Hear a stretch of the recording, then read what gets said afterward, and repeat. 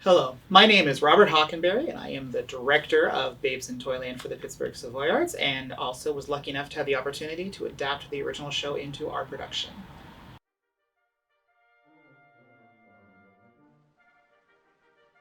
So, back when Babes in Toyland was originally written, there was a tendency to just keep writing and throw everything at the wall and see what stuck.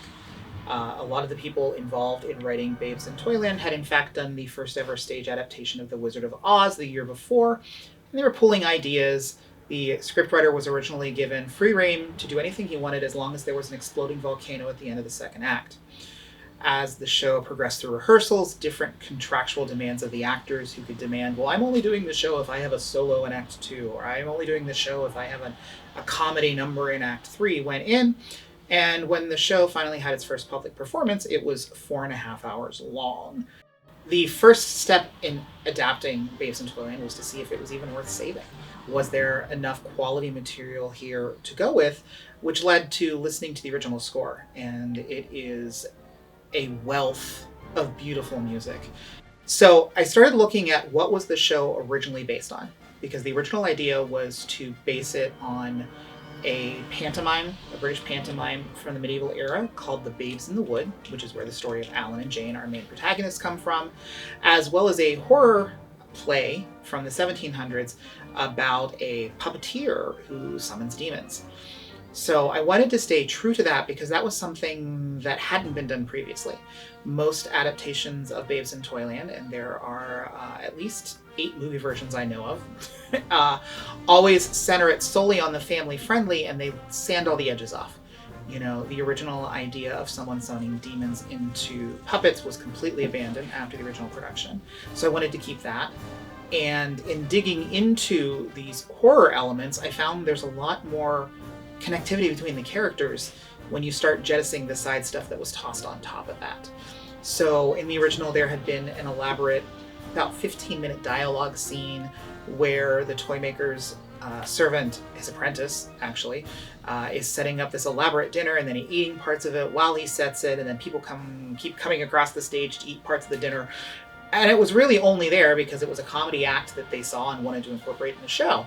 But you get rid of it, and suddenly you see how the toymaker is abusive to people because it's no longer covered up in different funny bits and here and there. So I started hacking away anything that wasn't the original basis from that.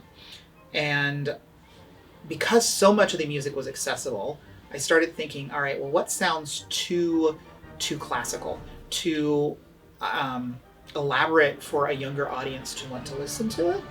So a couple of songs went because they were, not that. And then I wanted to make sure that each act felt fulfilled. So we made sure that there is an orchestra-only number in each act because our orchestra show is so good. Why wouldn't we want them to shine? There's a comedy number in each act. And I wanted to make sure there was ample opportunities for both a simple staging with, 1 or 2 people just singing to each other, as well as some elaborate dance numbers in each act. And from there, it just sort of all congealed together. A couple of ideas that were abandoned in the original got fully fleshed back out. And I didn't really need to add any of my own ideas to it. It was more just taking what was there and remolding the play into something a little stronger.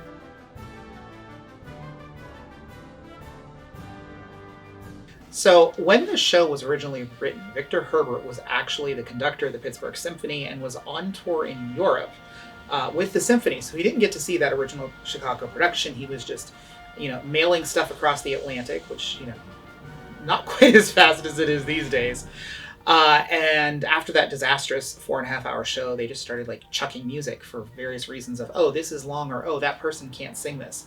And in a couple of those cases, it was really, really good music, and it just got chucked. And because Herbert wasn't there, it didn't end up in the full package of the show. So along the way, about, I think 7 pieces, the orchestrations got totally lost along the way, and I ended up using 3 of those in the show. And the original orchestrations from the Broadway production, somehow, like the score of Thespis, all but 1 copy have been lost. And so Lynette Garland worked with Jordan Speranzo to recreate from recordings that exist of these songs of exactly how the orchestration was meant to sound.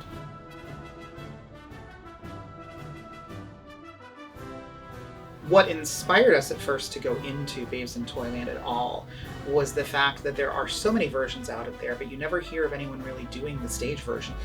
And our company has done a couple of the lost Gilbert and Sullivans, the ones that no one does, and they turned out to be great. That our audiences love them, our cast loved them, and so a decade ago, I actually started petitioning the Savoy Arts to start doing an annual holiday show, and this is the one that I suggested. And various reasons it didn't happen at that time, and then we started doing them, and initially we needed easier material to work with for our first few holiday shows, and the timing just worked out that finally, after a decade of working on it, we were able to get the show to fit in our season in a spot that worked for everyone.